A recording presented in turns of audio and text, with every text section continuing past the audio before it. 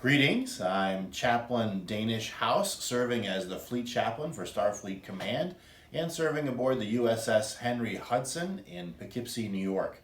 And happy Thanksgiving to everyone. These are my Thanksgiving greetings to you. It's been an eventful Thanksgiving already for me and my family. We're here in Delaware, Wilmington, Delaware, with my mother-in-law to celebrate the holiday.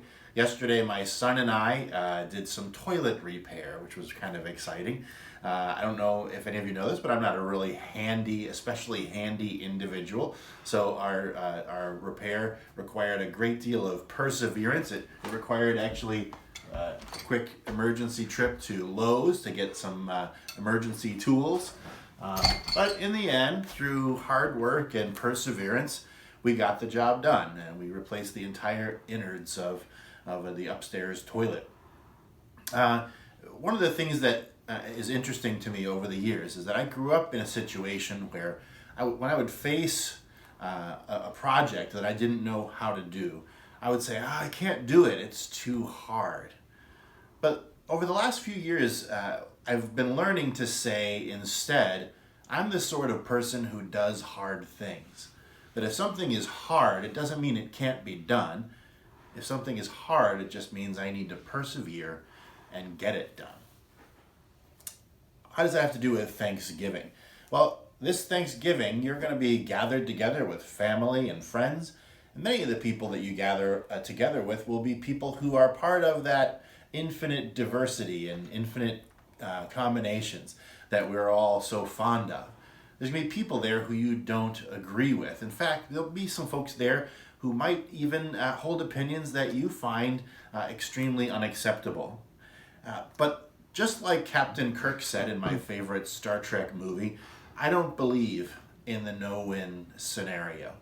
And I also thought about Leonard McCoy in Star Trek 3 telling Captain Kirk, you did what you always do.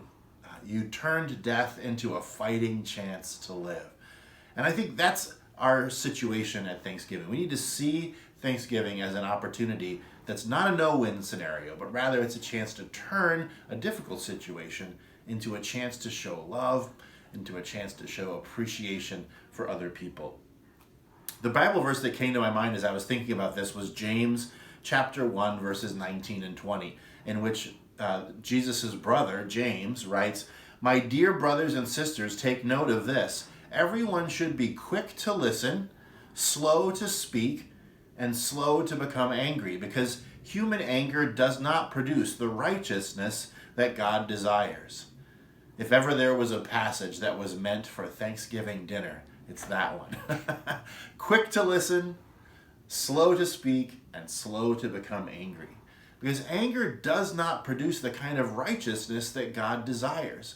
Whether or not you believe in God, anger certainly is something that can lead to some unfruitful outcomes. Anger can blind us to the value of other people.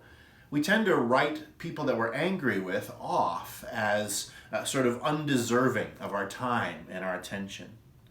Maybe we need to take a page from Counselor Troy's book and listen and ask questions, not to entrap people or to make them look stupid, but rather to learn from them and to hear their point of view. Maybe I'm just being optimistic because we saw the Mr. Rogers movie yesterday, but I was impressed when we saw that movie about how Mr. Rogers wanted to turn every conversation into an attempt and into a chance to learn from the other person. Even when they were asking him questions, his major objective was to ask questions that would help him learn about the other person. What's important when we're facing Thanksgiving conversation, I think, is first off to set good boundaries.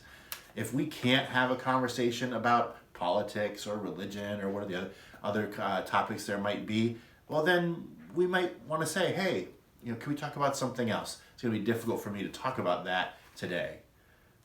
We need to realize that our emotions are our own and are not other people's responsibility, right? If I'm angry with you, it's not your fault. It's a response that I'm having. It tells me about me.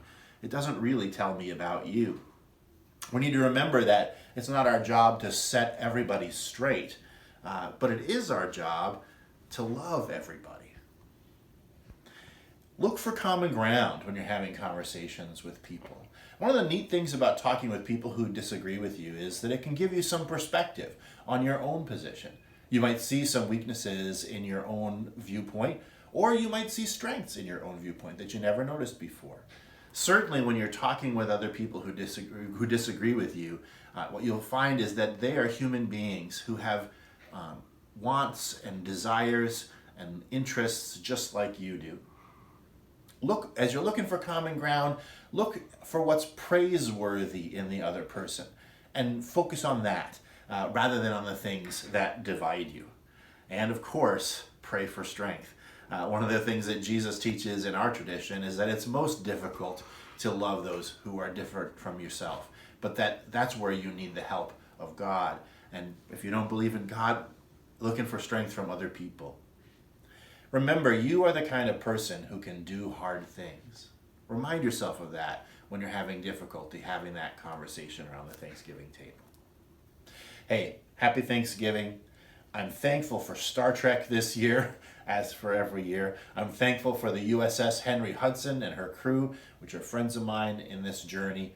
I'm thankful for Starfleet Command. I'm thankful for all of you. Thanks for being part of my life, and I hope that this has been a blessing in your life. Live long and prosper. I'm Chaplain Denes House.